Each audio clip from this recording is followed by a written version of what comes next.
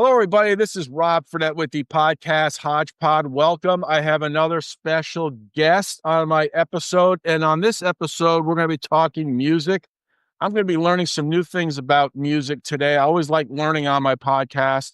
And my special guest is Dr. B, also known as Jonathan Borden. He joins me from Toronto, Canada.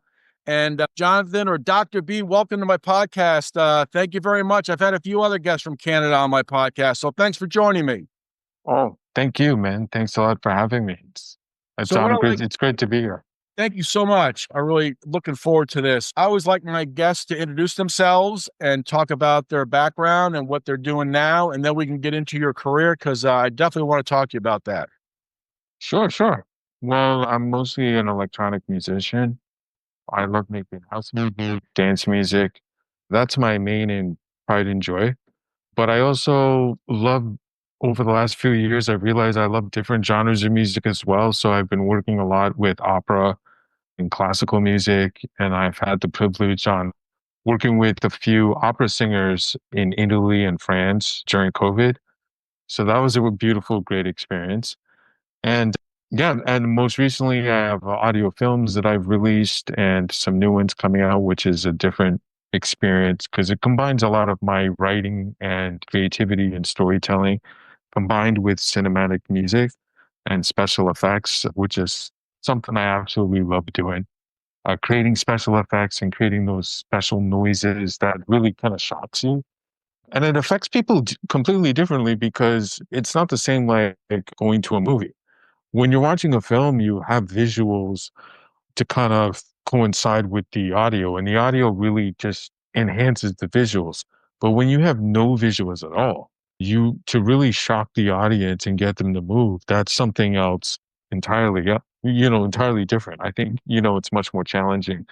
So I'm enjoying working on things like that. And in my spare time, I'm a full-time university student at York University in Toronto. I'm studying forensic psychology. And yeah, I'm also married. I got two girls. Wow, you And got both, a full plate, man.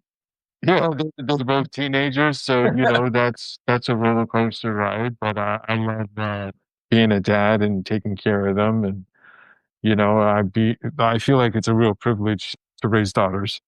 So yeah, and my kids are really into art and music and drawing and stuff like that. So we're a very artistic family in general. So really support each other, and we spend a lot of time drawing together and talking about stories and their writing. So yeah, I enjoy that.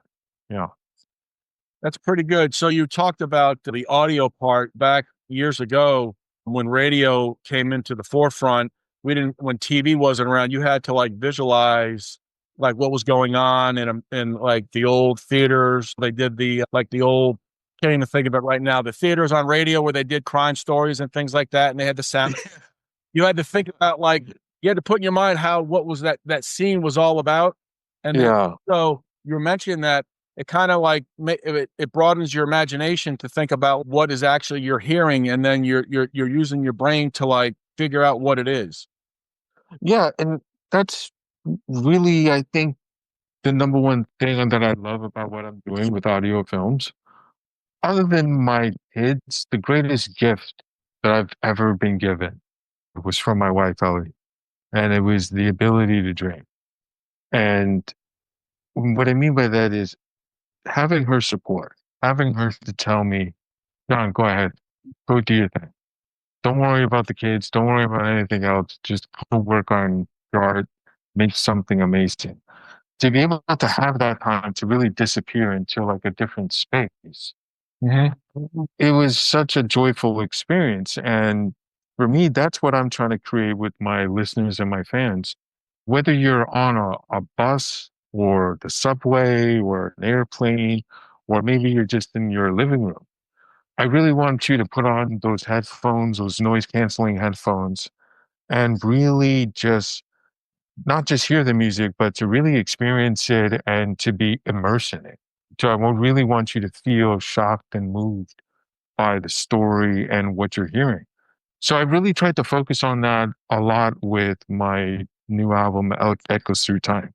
It was challenging to get all the sounds right at the right levels because there's so much going on. And then you're also thinking like, wait a second, there's no visuals, right? So do I Mhm. have to put this here or do I have to put that there? Like, and then you also have the narrator talking. So sometimes it can get a little crazy, but I was able to do a decent job in making it all work. And yeah, I thought it was a really great experience and I enjoyed putting it all together. And I'm hoping that the audience can appreciate all the really cool bullet time and the pa-choom, pa-choom, pa-choom. Yeah, I love you know, sound effects. I love sound effects. you know, all that stuff. I love doing that stuff. No, I just think it's like the coolest thing in the world to like hear these explosions and to hear like all these different tones of voices and these actors talking, so excuse me. Yeah, so it was a lot of fun. So I'm hoping that the audience enjoys going on this ride. And just so your audience knows a little bit more about the story, is that within this futuristic world in 2020 2045, time travel is absolutely completely abolished all over the world. It's discovered, but the United Nations, all the countries realize that this is just going to destroy the planet. So everybody gets rid of time technology. Now the United Nations create the Time Lords so they can monitor any sort of illegal activity within the timeline. But the Scottish Mafia, who's run by Elsie Borden, who's a woman, she figures out a way to uh, take control of the last form of time travel technology within this era. So it's being controlled by the underworld. But the crazy thing is, within all these crime families, all this murder, all this chaos that's going on all throughout Europe, it's all really being controlled by a woman. And what does that really look like from a woman's perspective, right? Because you think if it was a man would just say, I'm just going to murder everybody or do what I want, maybe go rob, take money. But from a female's perspective, she's looking at it as like she's got two kids, right? And she's thinking, well, they could get wiped out, or families could happen, or this could affect other families.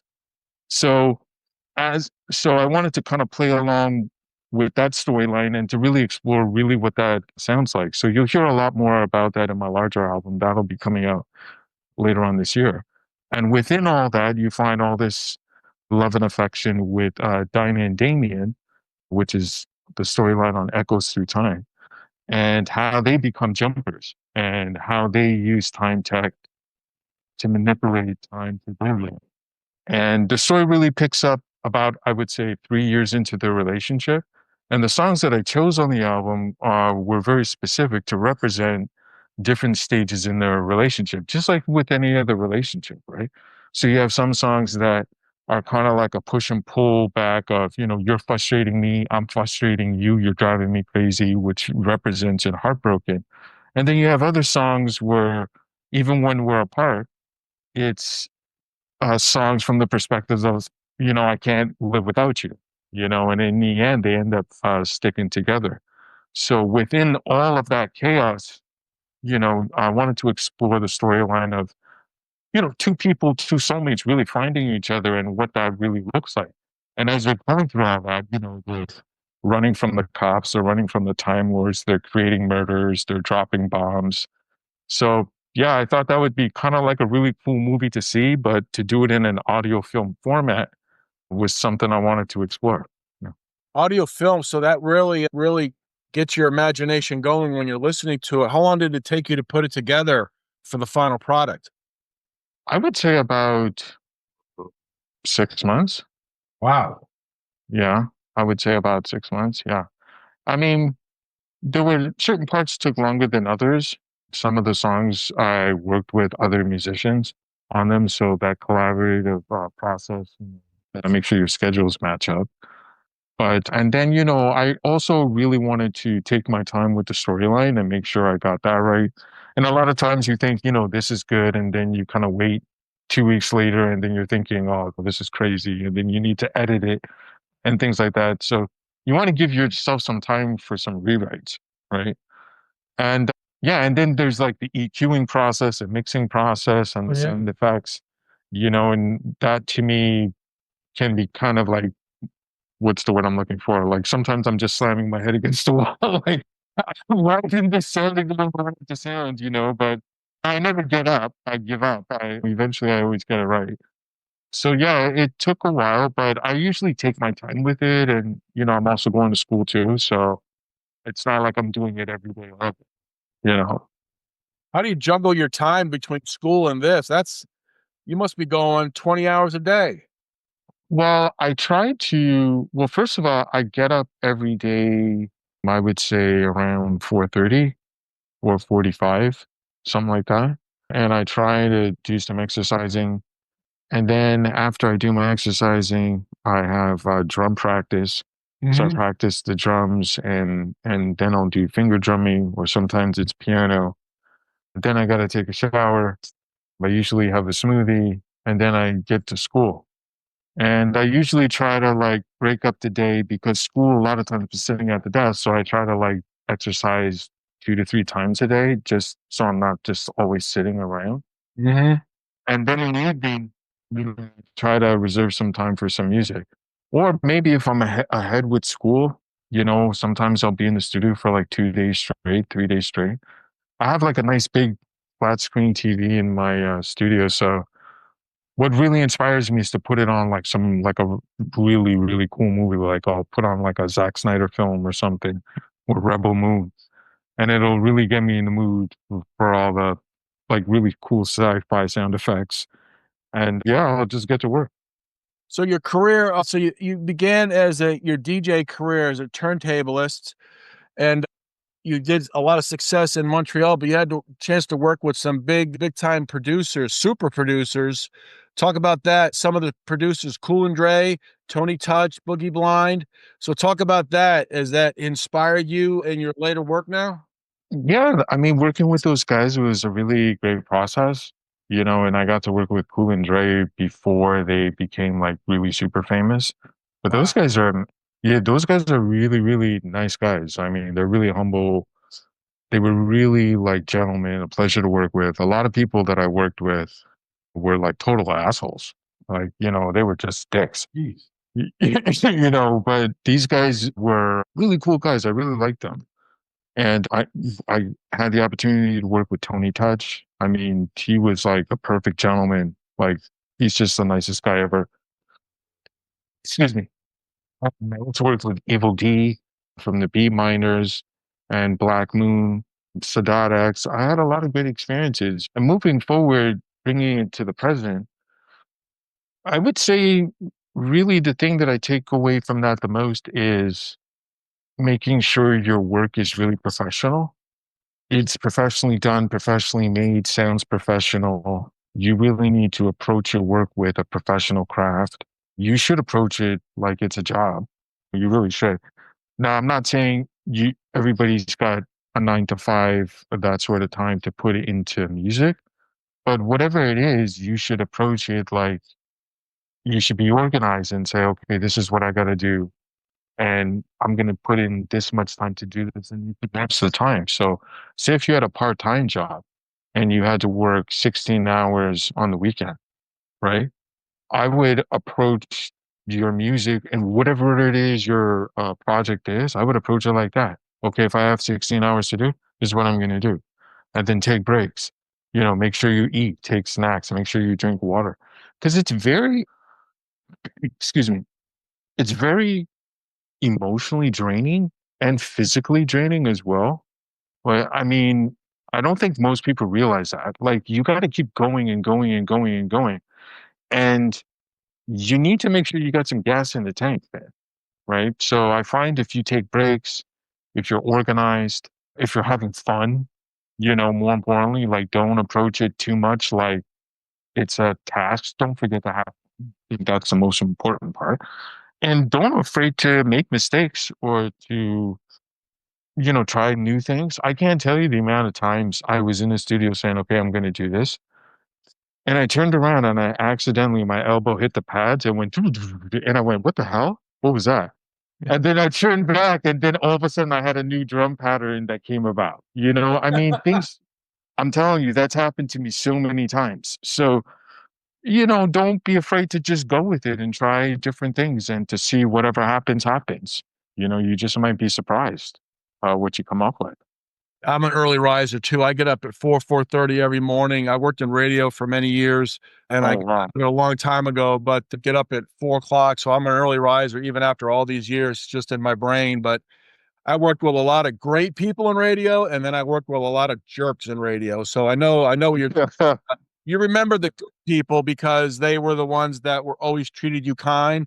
The jerks are the ones that, thought they were Joe Pro Radio or something like that. So I get what you're saying. So Yeah. we understand that. And that's all I'm going to say about that. But and I guess that's in every line of work. You're going to like people that you work for or work with, and you're not going to like people you're not going to work with, but you got to get by. So that makes a lot of sense. So yeah, so talk about some of your influences on music as you were growing up, because for me, I'm a consumer of music. I don't know anything. I've said 1,000 times on my podcast. I don't know what a note is, a lyric, a melody, a harmony.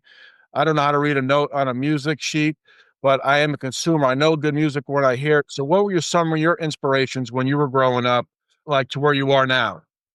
Oh well, excuse me. There was a couple of different things. My brother and I, we grew up pretty abused by mostly by my mom. And at nighttime, I had to be in bed every night by I think it was 8:30. And at night, I used to have this tiny, tiny little AM FM clock radio. I used to put it right next to my bed. And there was always, and I got a lot of fuzzy stations and the staticky and stuff, but there was this channel for classical music. It always came in like super, super clear.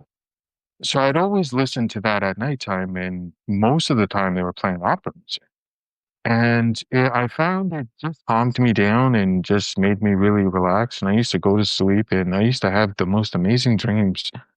I can't remember what they were, but I just remember really enjoying it. And now, being a little older, one of the albums I'm working on, I mean, 50% of it is opera and classical music. So I would say that played a big factor on my love for opera music now and the fact that I was able to work with these different type of musicians and to do something completely different than my regular music that I make, which is pop or electronic music, right? And to tell these stories in a different way. And can I just say also that these opera singers are like some of the best voice actors I've ever worked with. I mean, they're just very dramatic and emotional and they're willing to give it all. And I was just so excited to work with them. I mean, it was a really great experience. But when I got a little bit older, around 13, 14, 15, I saw Jews, I saw New Jack City, those type of films, and that really inspired me to like get into DJing and scratching and DJ competitions and Run DMC and that whole time type of that era. And yeah, I was just blown away by that. And when I saw it, I was just hooked. So from 17 on, I was just scratching in my room and going Wow. crazy. And then I think it was the year 1999 or 2000. I can't remember exactly. I met Mr. J. And this was about 6 months before he passed away. And I met him. He told me he was interested in one of the artists that I was managing. And it was a female rapper who was not my wife. He said he wanted to work with her. Hmm. And I finally got a chance to meet up with him in New York. And went to meet him. It was a great experience. And to me, this was just amazing to meet someone like this from a DJ's perspective at this time. It was like one of my biggest moments to meet him. And he was such a cool guy.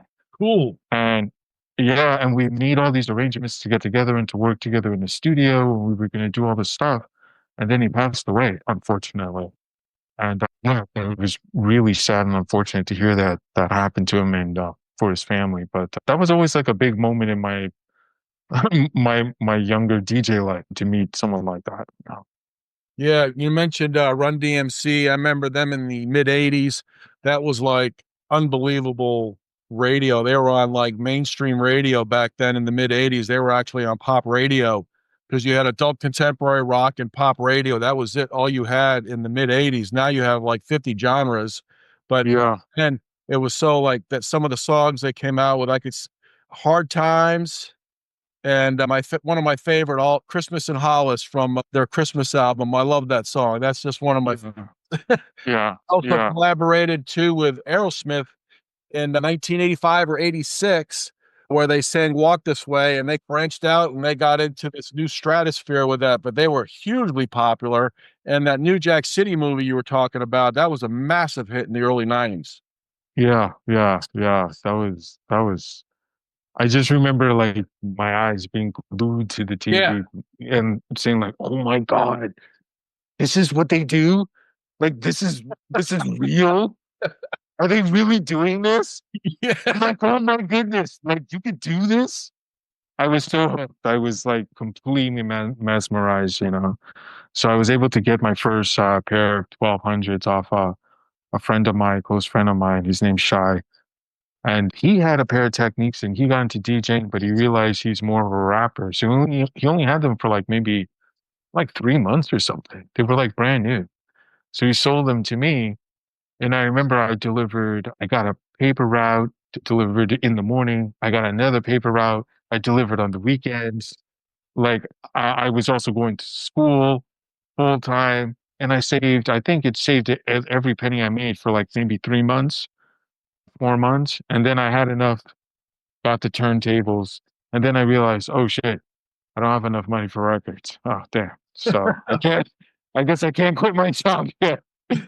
So, so yeah, but I used to love doing that, going to the record shop and just spend, man, I used to spend like just hours in the record store, just going through all the records, shifting through them. I miss like the smell of the records, like when you open them up, Yeah. you know what I mean? And you put them on the vine, on the needle on it for the first time. Yeah, it was like a lot of fun. My childhood like wasn't the best, but I had those moments, and those always made me feel pretty great. Yeah. Yeah. You mentioned going to the record store. Going to the record store for me, like in the late 70s and early 80s, was like going, it was an event to go there because you got to see the album covers and Yeah. the albums had their smell to them. And then when you put the little needle on it, it had that little crackling, and then you'd hear the music. And I remember going to record stores. But my first album I ever bought was Van Halen, their first album. Cherished it, loved it, and then bought the Boston albums, the rock group Boston albums. So I remember buying those albums and the Cars, Candy-O in the late 70s. So all that stuff, it brings back really good memories. And like records or vinyls making a comeback now. Yeah. Yeah. I don't know how that happened, but I do understand like why, right? Like everything's digital now. I mean, it makes sense. People want something more tangible, and just like what we're talking about, right? I think people are looking for something like that type of experience, Yeah, right?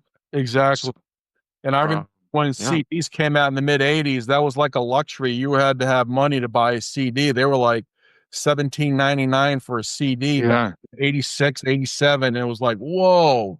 It was like, wow. And to have a CD, the clarity back then, that was the digital part back then. But I have my own little uh, Apple music list, and I have my own little classical. I have my classical playlist whenever I need some downtime. I have like 50. cool. I don't know who they are, but it's soothing music. So I listen to classical when I need to slow down a little bit too. So Oh, that's amazing, man. yeah, I love it. That's awesome. So talk about some of your albums that you've come out with, because you have quite the career with your albums and your music. So talk about that if you would, please, because where can you get that? And you've had over 1 million streams on Spotify. That's a massive achievement. Oh, thank you so much. Well, I try to release a variety type of music. You know, like I said before, my true love is electronic music, but I try to mix it up and do a variety of different things. In October, I released an album called The Dirty Mixes Volume 1. And you'll see you have like a variety of different remixes from some of your favorite artists. You got Taylor Swift, Lana Del Rey. I did a Jersey Club remix for Summertime Sadness. My kids inspired me to do that because they got really into Jersey Club. So they were telling me, Dad, you got to do a Jersey Club, and I'm like, what the fuck is a Jersey Club? And they're like, dum dum dum dum dum dum dum dum dum dum, and I'm like, oh, okay. Well, that sounds pretty simple. So I started making like all these like Jersey Club songs, so there's that. There's also a couple of tracks with Elephant Man on there, so that was a really great opportunity to work with him. What else? There's like the new album, The Asylum, that's in the audio film, which tells a story about the old gods and what happens to human souls after they die. So after you die, you're depending on how you lived your life and how you see yourself, your soul is chosen for one of the old gods to fight in this endless war. So some of the old gods is you have the god of nightmares, you have the god of chaos, you have the god of serpents. And I came up with an art book to go along with this, which is will be out later this summer. So you'll see some of my ideas and what all these gods look like, and some of like the battle scenes and war scenes that take place. Yeah, so it offers like a different perspective through the art book. And what else? I'm sorry, I can't even remember my own That's music. okay. You just when you get that art book out, I'd like you to come back this summer and talk about it because I think that would be really, really fascinating to talk about. Oh, sure, sure. Yeah, yeah. I'd love to. What's life like in Toronto? And do you ever take any time off? Because it seems like you got every second taken up. I've been, I haven't taken too much time off the last few years, but lately, I would say the last 3 months, the family and I, we've been doing a lot of extra things together. We took some time off. My wife surprised us with a trip to Niagara Falls a couple of weeks ago, and we saw Stomp. So that was nice to see that show. And we had a beautiful dinner. Life in Toronto, life is pretty good, but it's also like kind of expensive. I Oh, mean, to buy the real estate is out of whack. I mean, you need, like a decent size house is you need like I would say close to $2 million. You could spend $1 million on a house, but it doesn't look very good. Like it's pretty crappy. gosh. Some Yeah, so the real estate market is like completely like topsy-turvy. Like it doesn't make any sense. And to be honest with you, that's like one of the main problems the younger people have. Because if you really think about it, right? I was talking to my kids about this the couple months ago. So my kids are now 18 and 50. So my 15-year-old was telling me, she's like, Dad, she's got to get more serious because she's almost finished high school and she's talking about what she wants to take in university, right? Mhm. So I told her, my wife and I, we own a mental health clinic. I'm in school to be a psychologist, to be a doctor. My wife's a clinical director. We both got pretty good careers. So I told her, we'll support you. But the way I see it is you got two choices or you got three choices. Considering how much money you need to buy a house, what can you do to make enough money to buy a house, right? Like seriously, if you think about it, what career are you really going to do that's going to generate $2 million so you can buy a house? I said, so you could either be a doctor. I said, you could be a lawyer, or you could work for the drug cartel. I mean, it's up to you. Mhm. I don't see how all these people in these neighborhoods, like, how are they affording all these homes? I mean, the prices are just completely insane. So I feel like I've spoken to a lot of younger people because, I'm in school with a lot of them, and a lot of them feel like I don't even know why I'm in school because whatever job or career that they chose to major in, when you look at the annual salary, how is that going to pay for a $2 million house? Right? It's just not. I mean, most of these jobs will pay anywhere from, I would say, 35,000 to $75,000 a year, $85,000 a year. Even if you're a dual income household, how is that paying that mortgage, right? So now, like a lot of neighborhoods aren't what they used to be. Our crime has gone up like drastically. There's been the last, I would say, 18 months. There's been a lot of home invasions, especially in neighborhoods when there normally wasn't any crime at all. A lot of seniors have been attacked. And what they're doing is they're literally smashing through the front door because a lot of the front doors are glass, Mhm. where or maybe not. I don't know the appropriate term for it, but it's not complete glass. But the point is, they're able to smash through it pretty easily without the because it's not very reinforced. So the family's caught off guard, and then these intruders just come in and they attack the families, and it's usually they're there to steal the automobiles. There's a, there's a big problem with automobile theft out here. So I mean, yeah, I mean, I guess other than that, it's pretty great. Yeah, it's amazing how prices have gone up just here in the States.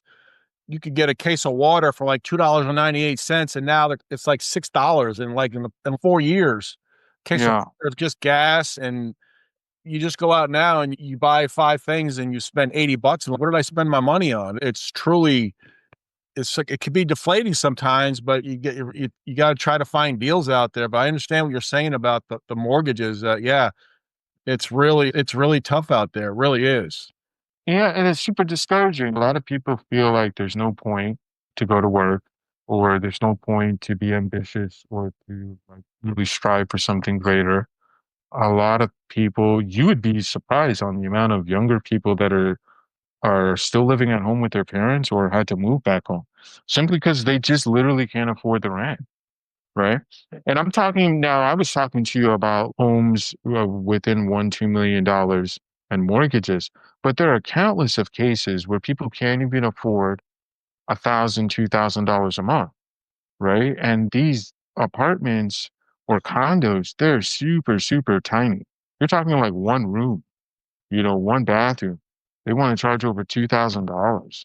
You have countless of cases in the Peel region of families, mostly immigrant families that are sponsoring other family members, where they're students or foreign students coming in for school, but they're all like there'll be like 10, 15 people living in a basement, which is like very dangerous because it's a fire hazard.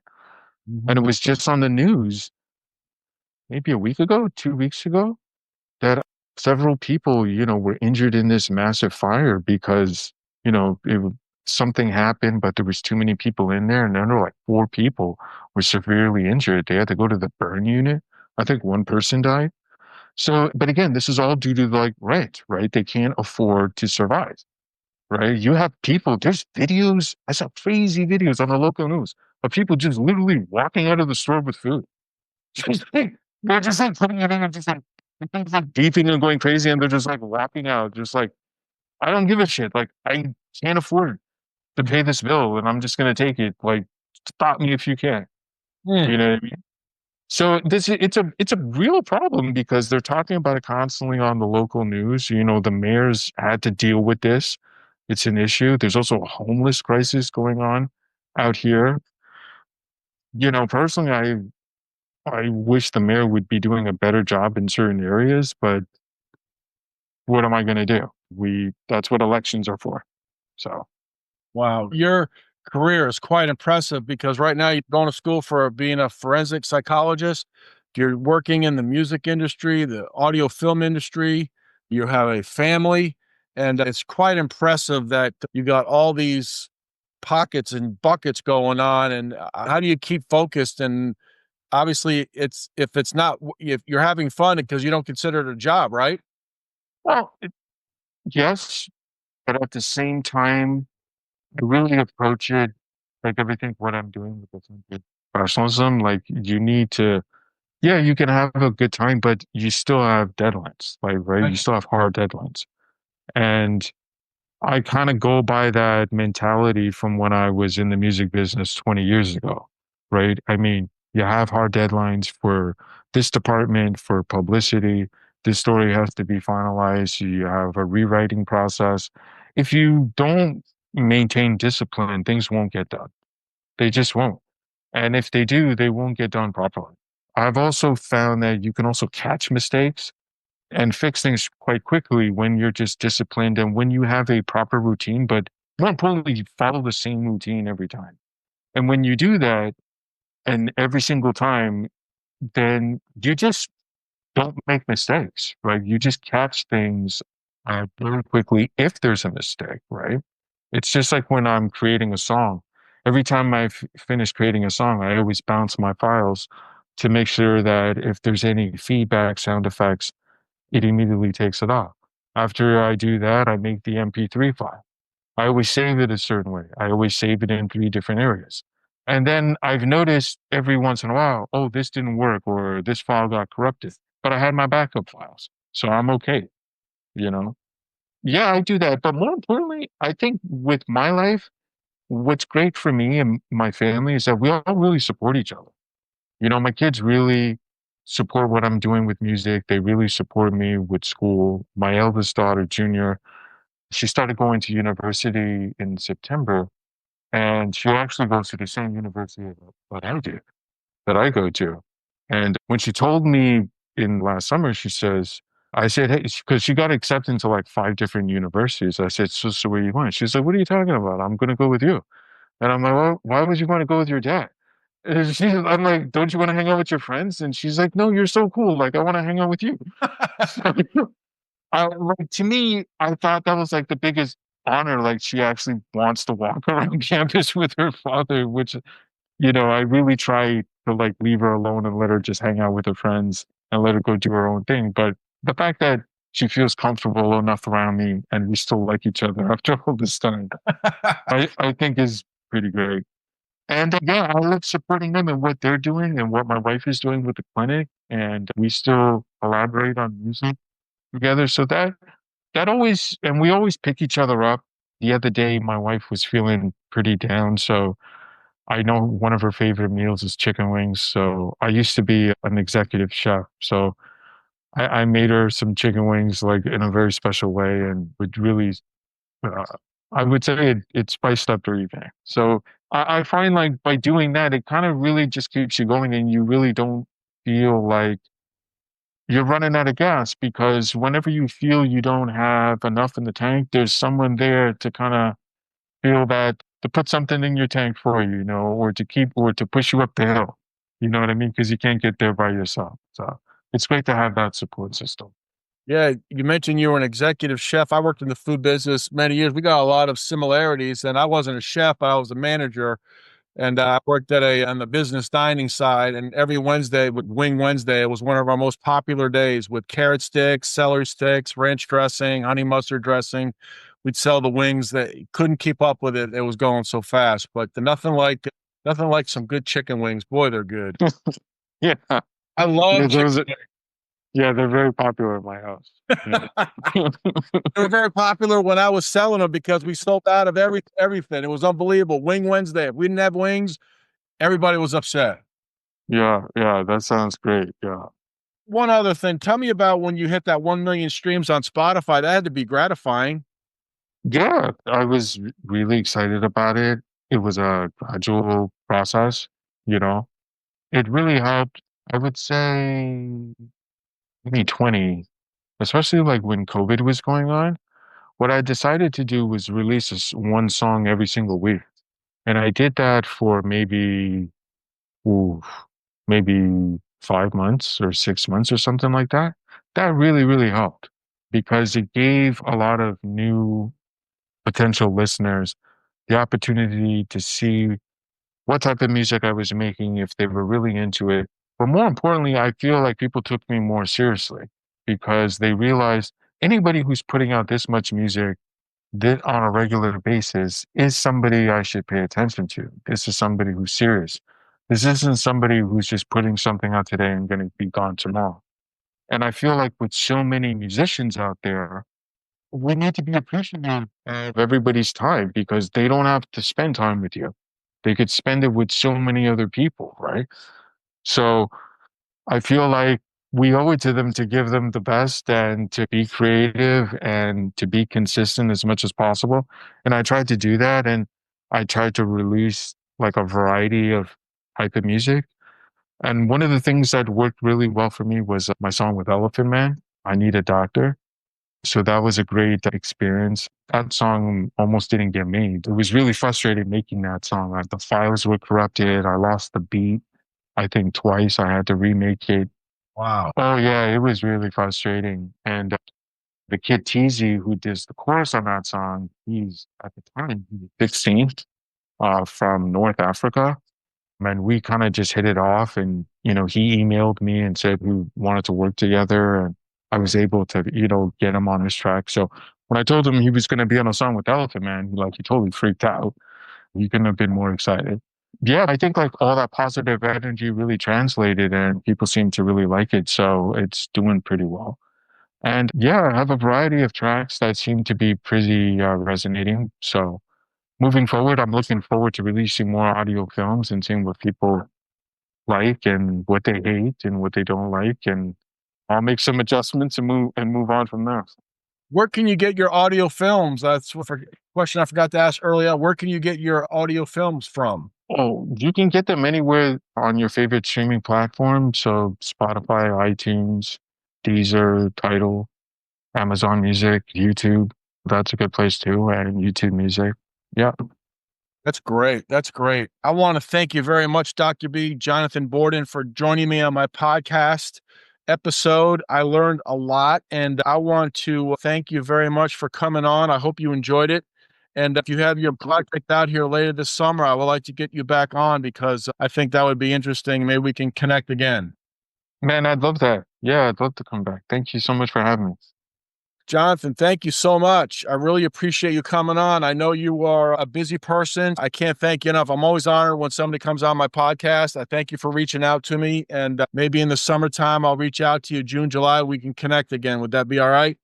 That would be great. Thank you so much.